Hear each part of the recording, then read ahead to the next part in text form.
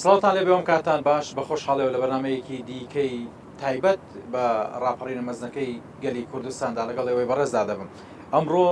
34 ساڵ تێدەپەڕێت بەسەر ئەو دەستکەوتە نەتەوەی نیشتیمانیانە کە بە تێکڕای لایەنە سیاسەکان و ڕەنگەکان هەوڵیان بۆ سەرخستنی گەلی کوردستان و خاکی پیرۆزی کوردستاندا. بۆ ئەم مەبەستە هەوڵ دەدەم لەگەڵ بەڕێز مەشهەڵ کۆڵۆسی وەکو نووسەر قسە و باس لەم پرسە بکەم. ئوستازی بەڕێز، سپاس بۆ بەڕێستان کە ئەرتان کێشا و لەم بەرنامەدا لەگەڵمان. زۆر سپاس بۆ ئێوەش. سپاس بۆ بەڕێستان. سەرتا لە ڕاپەڕینەوە دەست پێ بکەین. ڕاپەڕین وەکو قسە تەقلیدیەکە بڵین چی دەڵێ بە بەڕێستان؟ چ واتایەکی هەیە؟ وەڵا ڕاپەڕین پێمانەڵێ کە لە دوای 2000 ساڵ هێشتا میلەتێک ماوە، هێشتا میلەتێک تعبیر لە شوناسی خۆیەکە، تعبیر لە ڕقی پیرۆزی خۆیەکە، تعبیر لە خەونەکانی ئازادی و سەربەستیەکە، تعبیر لەوەکە کە دوای 2000 ساڵ هێشتا داگیرکرد نەیتوانیوە ملکەچی نەتەوەیەک بکە کە خۆی بە خاوەنی شوناسێکی جیاواز دەزانێ. لەبەرەوە ڕۆژی ڕاپەڕین یادەکەی و ئەوانانەی کە لێی وەرەگیرێ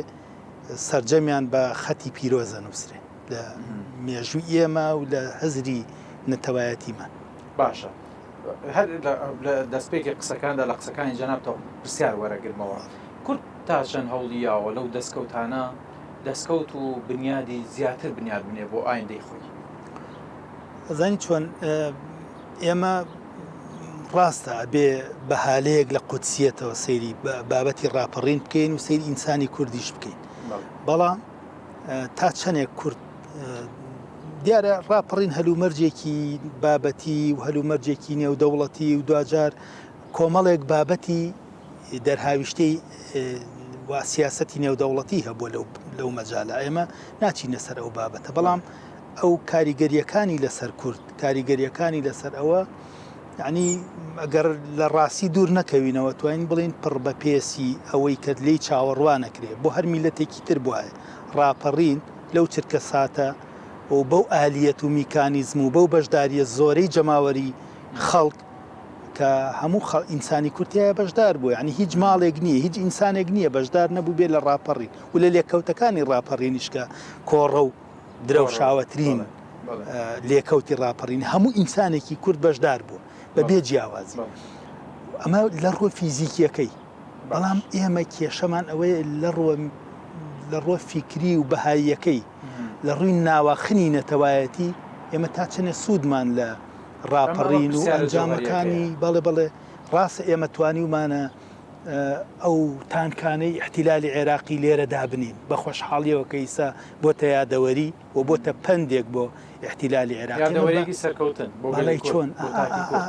یەکەم جارە کورد یادەوەری سەرکەوتن بەم شێوازە تەوسیق بکە. بەڵام کێشەی ئێمە لەوایە ئایا ئێمە وەکو ئینسانی کورد کە توانیومانە بەشداری بکەین لە گرتنی مەعسکەر سەلام لە ئەمنە سوورەکە بە هەمان شێوە هەمومان بۆ نەمانتوانی عەقڵی جەماعی کورد فۆرمەلیزە بکەین، بۆ نەمانتوانی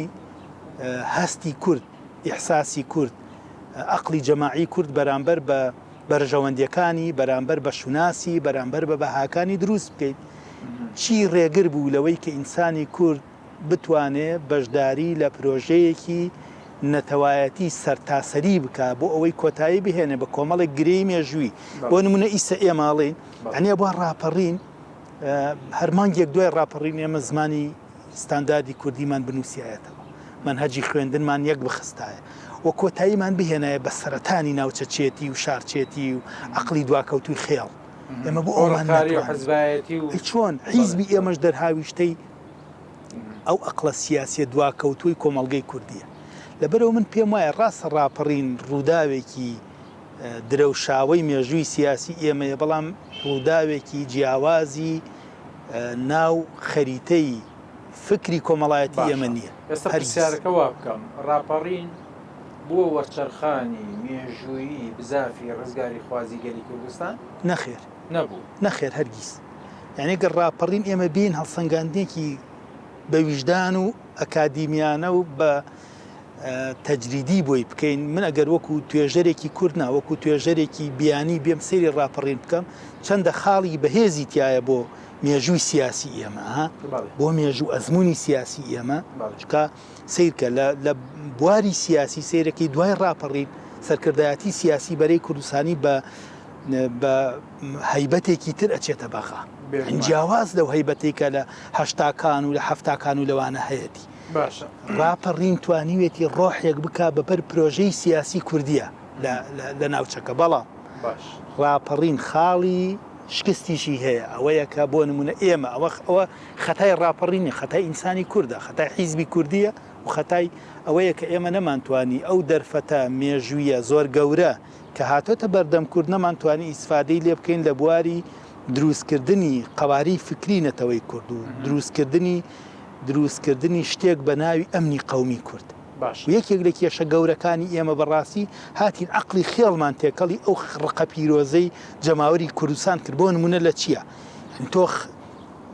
کەسێک ئەبینی جوندیەکی احتیلالە بینی داگیرکەرە هاتۆ تەقاعکا لە ژن و مناڵی ئێمە بەڵام سیرەکەی عەقڵی خێڵ زاڵە کە کاتێ دەستگیریەکەی لە بەرامبەر دەستکەوتێک بەرەڵای ناکەی من ناڵێم دیل بکوژرێ هەرگیز ئەبێ دیل بە گوێرەی اتفاقیەتی جنێف وانە ڕێزی لێ بگیرێ و بەهای کۆمەڵایەتیمان هەیە ئێمە ڕاستە ئەمانە ڕاستە بەڵام کاتێک ئێمە دیل وەکو بەهایەک ئەبێ سەیریکەین سەیری عەقڵی خێڵ کە عەقڵی خێڵ دێت هەموو ئەو سەربازانی احتیلالی عێراقی لە زاخۆوە هەتاکو کەلار کە ئەگیری عەقڵی خێڵ تەدەخولەکە و بەرەڵایانەکە بە بەلاش بێ ئەوەی ئەگەر عەقڵی سیاسیم و عەقڵی ئەمنیمان بە قووەت بوایە ئەمانوت ئێمە باشە 10,000 سەربازی عێراقیمان لایە لە بەرامبەر ئاشکراکردنی چارەنووسی ئەنفالەکان بەرەڵایانەکەی بەڵام هیچمان نەوت بەبێ بەرامبەر ئەو عەقڵی خێڵ ئەوەیشی تێکدا ئێمە لە ڕۆژێکی پرشنگدارین کە باسە سەرکەوتنەکانی گەلی کوردستان دەکەین بەڵام لە لایەکی شەوە دەبینین لە کەرکووک و ناوچە داگیرکراوەکان با بڵێن بە شێوە و نەفەسی بەعسیەکان دووبارە هەڵسوکەوت لەگەڵ تاکی کوردیدا دەکرێتەوە کەواتە جەنابتان دەڵێن ئێمە ئەگەر یەک بووینایە ئەوان زەفەریان بە کەرکووک و بە ئەو 150یەکەی کە داگیر کرایەوە چۆن بە تەکید وایە و چیش وا ئەکا کە ئێمە یەک نەبین هەمیشە ئەم نەخۆشیە بۆ کۆپی ئەبێتەوە لە ناو هزری ئینسانی سیاسی کووردا یعنی سیرەکەی لە شەستەکان ینی ئەم سەرەتانە لە شەستەکان تەجەلای کردووە من نەزانم پێش شەستەکانیش هەر خەڵکێک هەبووە جەنابی مەلیک مەحموود لێرە لەم شارەی من و تۆ پایتەختی هەبووە و سکەی هەبووە و ئاڵای هەبوو دەوڵەتی هەبوو اعترافیشی هەبووە بەڵام ئینسانی کورد هاتۆ لێ قوت بووەوە توێتی مەحموود چیە و من چیم تێگەی ئەم سەرەتانە هاتووە لە قەڵای دمدمیشا هەبووە لە ئەمارەتە کوردیەکانیشا هەبوو و ئیسە لە هەرێمی کوردستانیشا هەیە بەداخەوە یعنی خەڵکە لە سێڵێ مەسعود بەرزانی چیە و من چیم یا فڵان کێ و من کێ ئەمە سەرەتانێکی فکری سەرەتانێکی کەلتوریە لەبەر ئەوە ئەمە هاتووە کۆپی بۆ تۆ ناو پرۆژە سیاسیەکەی ئێمە هاتوۆتە ناو فکری سیاسی کۆمەڵایەتی واقعیش بیرکەینەوە لە ڕۆژەڵاتی ناوەڕاستدا کوردستان و هەرێمی کوردستان بە تایبەتی لە دوای 2034ەوە هەنگاوێکی باشمانە هەم بۆ پەیڕەویکردنی چەمکی دیموکراسی لە هەرێمەکەماندا لە دەسەڵاتەکەماندا لە سیاسەتەکەماندا بەڵام وەکو جەنابتان دەڵێن ئەوە هەندێک لە سیاسەکانن هەندێک لە با بڵێن عەقڵی چاقبەستون کە گەورەکانی خۆیان قبوڵ ناکەن نازانین چۆنە کاکە دیلمان پێم وایە دیموکراسیەت بۆ کورد زیادەیە با تۆزێت لە ئەی بۆ نەڵێن بۆ ڕۆژەڵاتی ناوەڕاست ئەخر ئێمە ئیستا باسی کورد دەکەین باشە ئێمە ئیستا باسی کورد دەکەین بەڵێ بێگومان ئەزانی چۆنە خۆی دیموکراسی سیرکە دیموکراسی نەفەلسەفەیە نەفکرە دیموکراسی میکانیزمی تەنزیمی کۆمەڵگەیە ئەزانی جا ئێمە کۆمەڵگەی ئێمە جا دیموکراسی پاشخانی معریفیشی ئەوێ ینی تۆ بێ هاوڵاتیەکت هەبێ ئۆتۆماتیکی خۆی بە ذاتی خۆی پابند بێ بە تەوجیهاتی قانونیەوە لا ئێمە ئەم هاوڵاتیە نییە لەبەر ئێمە زۆر زیادە ڕەوی ئەەکەین و با لەو پۆلە نووسرە دەرچین کە پیان وایە ئەبێ دیموکراسی بین نە ئەبێ دیموکراسی نەبین نەم چرکە ساتە ئەبێ ئێمە ئیجراعاتی هەڵقوڵاو لە کۆمەڵگەی کوردی ئێمە بەچی بزانین کۆمەڵگەی کوردی زەبط و دیسپلی نەکرێ بە ئیجراعاتی دیموکراسی ناکرێت لەبەرەوە حیزبی کوردی زۆر خۆیە خەڵەتێنێ و زۆر هەڵ ئەپەڕێ بە گۆرانی کۆمەڵێک نووسەر کە هەمیشە گۆرانی بۆڵێن تۆ ئەبێ دیموکراسی نا من پێم وایە بێ دیموکراسی نەبی و ئەبێ چکە دیموکراسی ئەزانی چییە پرۆژەیەکی تەنزیمی کۆمەڵایەتیە کە لە غەرب سەری هەڵداوە غەرب مبەڕیرات و پاساوی خۆی هەیە کە دیموکراسی بەو نەمەتە پێڕەوەکە بێگومان ئەوان هاتوون من هەمیشاڵە مەڵم دیموکراسیەت تەقنینی زوڵمە ئەزانی دیموکراسیەت تەقنینی زوڵمە نەک دیموکراسیەت ئازادی ڕەهابێ ینی ئێمە وا تێگەشتوین کە دیموکراسیەت ئازادی ڕەهای تاکە وانە دیموکراسیەتی لە هیچ وڵاتەکانیە زین چۆن لەبەر ئێمە زۆر لە یعنی ناحەقی لە حیزبی کوردی لە دەسەڵاتی کوردیەکەین کە داوای لێ بکەین بە زۆر دیموکراسی بێ من یەکێک لە خاڵەکان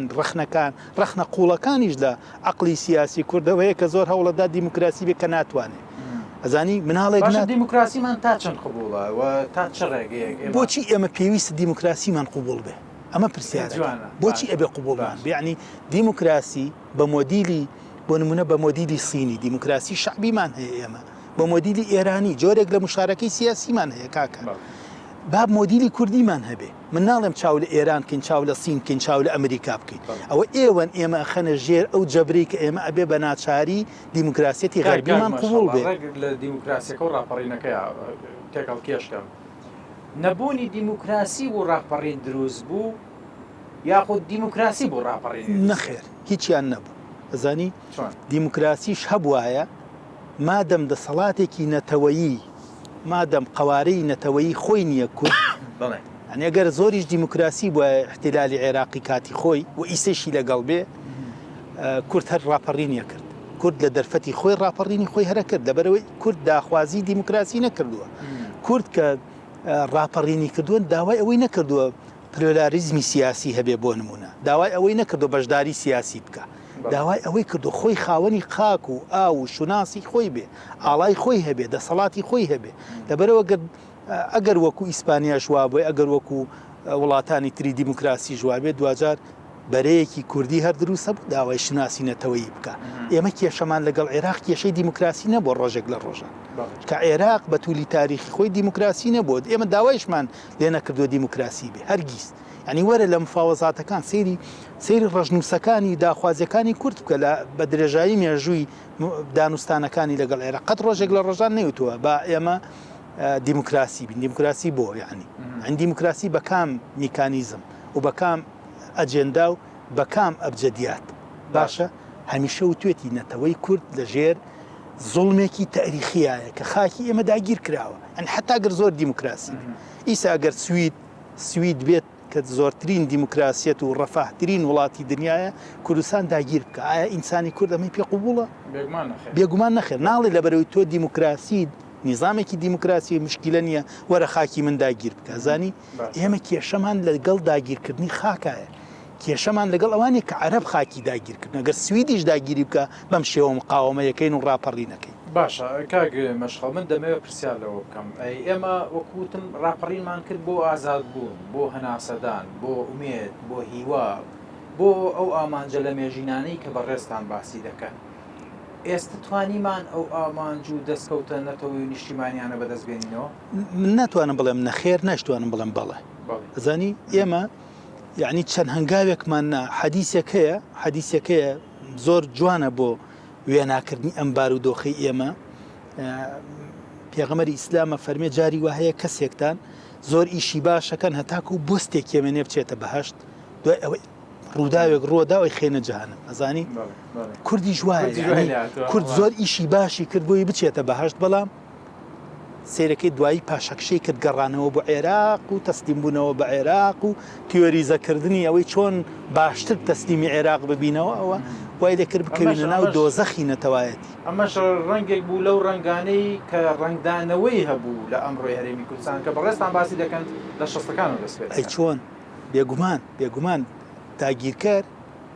هەروە بێحیلە نییە داگیرکار دێ دراسی کەسایەتی تۆکە کۆمەڵگەکەت ئابووریت ئەزانێ لەکوێ تۆ زەعیفی لەوێ لێتەدا بۆی پەشیمان بیتۆ لە کوردایەتی بۆ نمونە لە بابەتی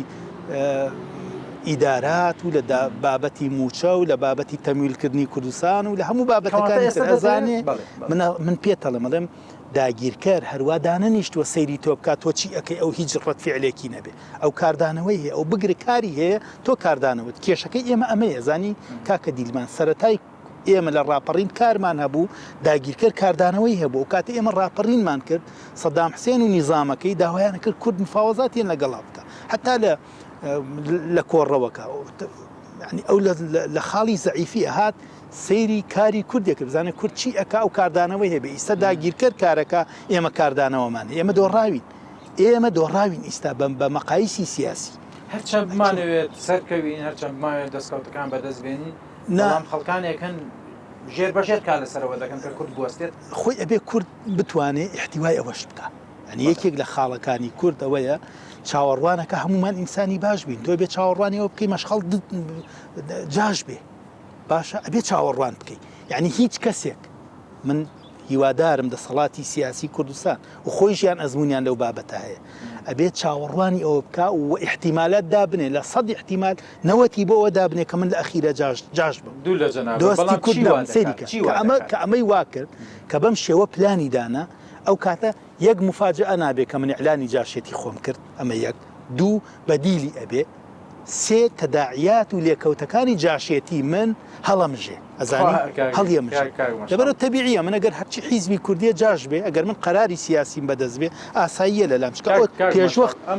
قسەی زۆر لەسەر دەکرێت بەڵام بابەت بە تێڕوانی جەنابە بڵێم جاشێتی چییە؟ جاشێتی جۆری هەیە بەڵێ بجاشێتی کە ئێمە زۆر دقیق بین سەرەتان لە خانەیەکی بچکۆلانەوە دەست پێیەکە کە ئەم خانە بە میکرۆسکۆ ببیندێ بە چاو نابیندێ ئەزانی خانە بچووکەکەی جاشێتی لە کوێوە دەست پێیەکە لێوە تۆ لە خەیاڵدانی خۆتە باساوەکەت هەرچی بێ پێ دوا بێت داگیرکرد باشترە لە نەتەوەکەی خۆت دەسەڵاتی داگیرکرد باشترە لە دەسەڵاتەکەی خۆت ئەمە سەرەتای جاشێتیە سەرەتای پەتاکەیە یعنی تۆ پەتاکەت پێ گەشتووە بەڵام نەتوانیوە بیکەی بە پرۆژەی سیاسی ئەگەر تۆ هونەرمەندێک بی ئامادەبی گۆرانیەک بۆ عێراق بڵێ وەرزشکارێک بی ئامادەبی یاریەک بۆ عێراق بکەیت سیاسی بی ئامادەبی دەستخۆشیەک لە عێراق بکەیت نوێنەرایەتی عێراق بکەیت لە موتەمەرێکی نێونەتەوەی ئەمە پاساودانە بۆی کە عێراق شەرعیەتی هەیە ئەمە ترۆپکی جاشایەتیە کاتێک کە تۆ دەی پاساوی هەنگاوەکانی عێراق دەی پاساوی ئەدەی باشە ڕاپەڕین دەکرێت لە پاش ڕاپەڕیندا سەدام دەڕوخێنرێت لە 2034دا باشە دوایەوە دێنە 2007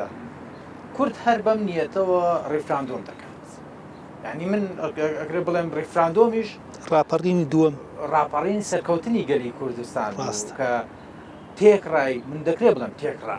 ڕێژەیەکی زۆر کەم دەنگیان بە ڕێفراندۆم نەدا ئەوانشی کە دەنگیان نەدا لە سنە و لە دیاربەکر تەعویز کراوە کوردی سنە و دیاربەکر بەهێزتر لەوانی کەوتیان نەخێر هاتنە پێشەوتیان بەڵێ بێگومان وەکو دەڵێن لە سنە و لە ڕۆژەڵات هاوڵاتی کوردە بوو جەڵدەلی یا لەو کاتەداکە یعنی ئەمە تەفاسیلەکە قورسترە و ورتریشە قسەکە لەسەرەوەیە ڕاپەڕین ناوەستێت لە سەرکەوتن بەردەوامە دەبێت کورد بگاتە ئامانج سەریکە ئەبێ ئێمە ڕاپەڕین یەکێک سەریکە کاتێککە باسی ڕاپەڕینەکەین ئەبێ پێمان وابێ ڕاپەڕین پرۆسەیە باشە ڕاپەڕین پرۆسەیە ڕاستە تووشی تەنگژە ئەبێ تووشی بربەستە بێ و تووشی کۆمەڵێک نەخۆشی ئەبێ بەڵام دوجار ڕاپەڕین کورد خاوەنیەتی و کوردیش ئەبدەی تێکاتەوە جارێکی تر کورد ئەبدەیتی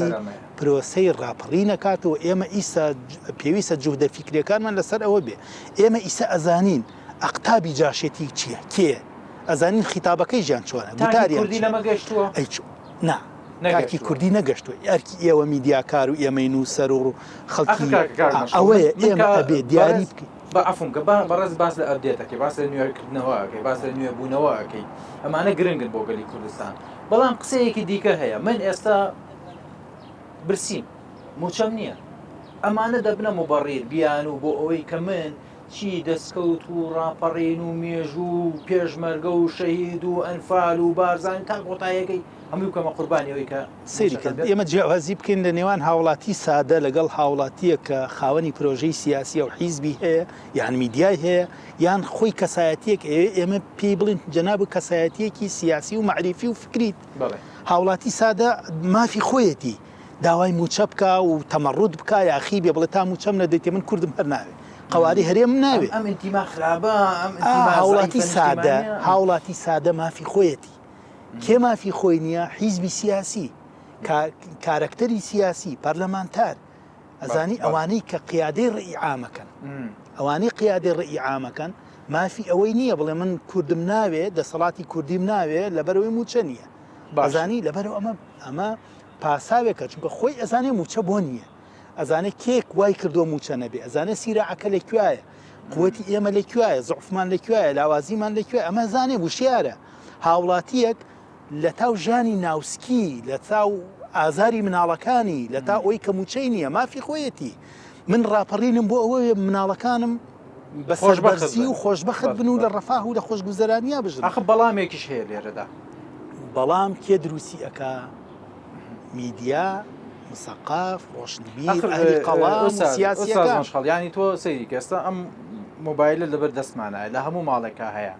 بە هەموو شێوەیەک تۆ دەتوانی کاری لەسەرکەیت بە شێوەیەک دەتوانی کار لەسەر لاوازکردنی ئینتیمای نیشتیمانی تاک بکەیت بە پێچوانەکەیەوە دەتوانیت وەگەڵێ لای خۆمان دەڵێ مێشێ دەکا بە گامێشە دەتوانی مێشێکیش پێ و گامێشە لەبەر چاوی بیسەر و بینەرەکە وانە جا ئێمە تا ئێستا نەمانتوانیوە فلتەرێکی تایبەت بین بۆ ئەو تاکانەی کە دەبنە هۆی لاوازبوونی ئینتیمای نیشتیمانی دەبنە هۆی لە باربردنی ڕاپەڕین و دەستکەوتە مێژوویەکانی گەری کوردستان ناکرێت با بڵێن پرسیارەکە لەوەدایە دەکرێت حکوومەت میکانیزم ڕێگە چارە دانێت بۆ ئەو کەسانەی کە هەنگاو بۆ ئەمە دەنێ وڵا پێش حکوومەت پێویستە پەرلەمانی کووردە ئەو پەرلەمانە هەنی بتەوێ نەتەوێ پەرلەمانی کووردە و تعبیر لە شخصیەتی کوردەکە و لە بەرژەوەندەکانی کوردەکە بێ پەرلەمان و زۆرینەی ناو پەرلەمان کە خۆیان بە کوورد دەزانن و خۆیان بە هەڵگری بیر و ڕاکانی جەنابی کاک مەسعود دەزانن پێویستە پرۆژەی قانونیان هەبێ بۆ ئەوەی ینی بەڕاستی یەک چاودێری بابەتی جاشێتی بکرێت ئەمە یەک کە زۆر زۆر گرنگە ئێمە بزانین ئەزانی چۆنێت لەبەر ئەوەی من پێم وایە سەرەتانی جەستەی نەتەوەیە سەرەتانی جەستەی نەتەوەیە نەتەوەکەمان محکومە بە مردن سەرەتان چارەسەری نەکرێت زانی چۆنە ئەگەر ئێمە ئەمریکا بەو دەسەڵاتە گەورەی خۆی چین و رووسیا لە پشتمان بێ یەک جاش ئەتوانێت لێمان تێک بە بەڵێ بەڵێ یەک نەفەر ئەنی من ناڵێم ئەم نەفەرە لە پێگەی سەرکردایەتی هەبێ یەک جاش لەو بازاڕە ئەتوانێت تەماتە فرۆشێک پیشەوەرێک کاریگەری سادە یەک نەفەر ئەتوانێت ڕەنجی میلەتێ نەتەوەیەکی 6 ملیۆنی بەبابدە جاشێتی و نەخەتەرە وەک چۆن یەک خانەی سەرەتانی ئەتوانێت جەستەیەک وێران بکە و بەرەو مردنی ببە شەرت نییە کەسەکە سەرکردە بێ یان پەرلەمانتار بێ یەک نەفەر بەس بە کوردی قسە بکە بەس بە کوردی قسە بکە نەک لە کوردستانی عێراق لە کوردستانی هەر چوار پارچە و لە خارجی ڕەوەندی کوردی یەک جاشمان هەبێ یەک نەفەر بڵێ عێراق باشە کێشەی ئێمە حەل ناکات ڕێک دەمبیتەوە بۆ حەسەن خەیری کورد لە باکووردا دەستکەوت وە هەنگاوی نا بەڵام حەسەن خەیریەکە هەموو دەستکەوتەکانی پوچ کردەوە وانە کەواتە تۆ دەتەوێت بڵیت ئەم سەرەتانانەی کە هەن نابێت لە کوردستاندا بوونیان هەبێت بەڵێ من ئەڵێم بێ کورد توانای ئەوەی هەبێ توانای هەبێ ئامادەگی هەبێ سەرەتا ڕاستی حاڵەتەکە بکەین بە یاسا من ناڵم هەڕەمەکی هەر کەسی هەڵسێ من ناڵم کێ جاشە لەم جاش خراپە نەموتو کێ جاشە فلان کەس جاشە سەیریکە ئەنجا ئێمە دوای ئەوەی کە ڕستمان کرد و چاودێریمان کرد ئەبێ بین هۆکارەکەی دەستنیشان بکەین دوو بەدیلمان هەبێ بۆ کەسێک کە جاشە ممکنە کەسێ جاش حەسکە کۆمپانیایەکی هەبێ ئەم پرۆژە تۆ ئەبێ کورد عقلی کوردی بڵێ کاکە جاشمە بە من خۆم کۆمپانیاکەتت دەمێ زانی جاشمە بە من خۆم حیزبەکە و بۆ دروستەکەم بۆ بەڕێوە ئەبە ئەبێ کورد بەدیلی هەبێ بۆ جاشێتی پرۆسی جاشێتی فکری جاشێتی ئەوەی ئەنجا قۆناغی سێمەگەرم کەسار حەزی لە جاشایەتی بۆ کاتە من پێم وایە نابێ کورد سەماحەتی لەگەڵ جاشایبێ ئەبەدەن ئەبێ کورد سزای جاشێتی بە ئاشکرا لە بەردەرکی سەرای سلێمانی و لەسەر قەڵای هەولێر و قەڵای کەرکووک و لەسەر قەڵای ماردین و فڵان و فیسار و لەسەر لە ئاویێری سنەیش لە ئاویێری سنێش ئەبێ کورد جاشی ئەدامکە هیچ چارەسەرێکی تری سەریکە ئێمە خەتامان هەیە من ممکنە 100 خەتام هەیە 100 تاوانم هەیە لە دیناڵێ ممکنە من 100 تاوان بکەم یعنی من ئینسانێکم 100 تاوانەکەم بەڵام شرک لێخۆشببوونی نییە ئەزانی لە ناونەتەوەیشە ممکنە تۆ کوفرانە بەدەسەڵاتی کوردی بکەیت جنێوی پێ بدەیت حەچیەکەی بیکە ئازادی ئەزانی بەڵام کاتێ بووی بە جاشێتی جاشێتی هیچ لێبوردنێک نایگرێت زۆر لەسەر حاڵەماینەوە کاگە مەشغەڵ من زیاتر پێم خۆش بوو لەسەر سەرکەوتنەکانی ڕاپەڕین قسە بکەین. ئێمە لە سەرکەوتنەکانی ڕاپەڕیندا وانەمان وەرگر وەکو گوتم یاخود یاخود دەمانەوێت نازانم ئێمە لەم خاڵەدا دەبێ بڵێن ڕاپەڕینمان کرد بۆ ئەوەی کورد سەرکەوێت یاخود ڕاپەڕینمان کرد بۆ ئەوەی کورد لە ڕژێمەکەی سەدام دەرباز بێت و تاو پێویستە ڕاستی بکەینەوە. ئێمە ڕاپەڕینمان کرد بۆ ئەوەی لە دەوڵەتێک کە ناوی عێراقا مافی کورد پێشێلەکە خاکی کوردی داگیر کردو ئێمە بارودۆخی خۆمان بگۆڕین بچینە مستەوایە کە پێمان بتوانین پێیان بڵین مافی ئێمە زیاتر لەوەی کە ژێردەستی ئێوە بین. لەبەرەوە پێویستە میدیاکان و بە تایبەتی میدیای پارتی دیموکراتی کوردستان پێویستە ئەم تعریفە ڕاستکەنەوە ئەم دەستەواژە ڕاست بکەینەوە. ئێمە ڕاپەڕینمان دژی سەدام نەکردووە، ڕاپەڕینمان دژی بەعەز نەکردووە بە تەنها، ئێمە ڕاپەڕینمان دژی دەوڵەتێک کردووە کە مافی ئێمە پێشێل کراوە لە 100 ساڵی ڕابردوو و دەرهاویشتی ڕێکۆشی کوردی هەر سڕیوەتەوە. باشە لەبەر ئەوە ئێمە پێویستە ئەم پرۆسە ڕاستە ڕاپەڕین سەرکەوتوو بۆ وەکو پرۆسە ئامنتومە پرۆسە ڕاستە لە نقطەیە کاتوشی کێشە ئەبێ دەرهاویشتی خراپی شێ بێ جاخوا هەموو شۆڕشێک لە دنیا کە دروستە بێ دوجار ئەو کەسانی کە دێنە سەر حکوم خەڵک تێبینی لە سەریان هەیە شۆڕشی تریژەکرێت لە دوای ئەو شۆڕشە بۆ لەبەرەوەی ئەگەر شۆڕشێک بێتە سەر حکم و عەدالەتی مطلق جێبەجێ بکە مێژوو لەوێ ئەوە سێ باشە مێژوو کاک مەشغەڵ دەمەوێت هەر لە چوارچەوەی بابەتەکەماندا باز لەوە بکەم بەڕێستان لە ڕاپەڕیندا بوونتان هەبوو؟ وەڵام من 4 ساڵ وانە بووم لە ڕاپەڕینە نەوەڵا 4 ساڵ بووی؟ بەڵێ 4 ساڵ 5 ساڵێک لەو بابەتە. یادگەکان چی دەڵێن بۆ ڕاپەڕین؟ وڵی بیری بەعزێک لە قەتاتوەمانم بیریە بەڕاستی بەس نەمەزانی چییە مەسەلە. ڕاستە یعنی خەڵکێک هەبوو زۆر دڵخۆش بوون خەڵکێک چەپڵی لێدا ینی ڕووداوەکان زۆر دراماتیکی و زۆر عەجیب بوون بەڵام بەڕاستی من نازانم ینی ئەو کاتە نەمەزانی ئەمە چییە بۆ ئاکەن. ئێستا ئێمە لە لێرە لە ئەمنە سوورەکەین. ئەمنە سوورەکە ڕۆژێک لە ڕۆژان ئەزیەت و وەگەڵێ هاوڵاتی کوردیان لەم ئەمنە سوورەدا بێزار کردووە یا ئەزیەت داوە با بۆ شێوەیە بڵێ. ئێستا ئێمە دانیشتون وەکو جەنابتان لە دەستپێکدا گوتان کردومانە بە مۆزەخانە کردومانە بە یادگەیەک بۆ نەوەکانمان. قسەی ئەسڵی پرسیاری ئەسڵی لێرەدا ئەمە بکەم ئێمە تا چەند هەوڵ دەدەین نەوەکانمان منداڵەکانمان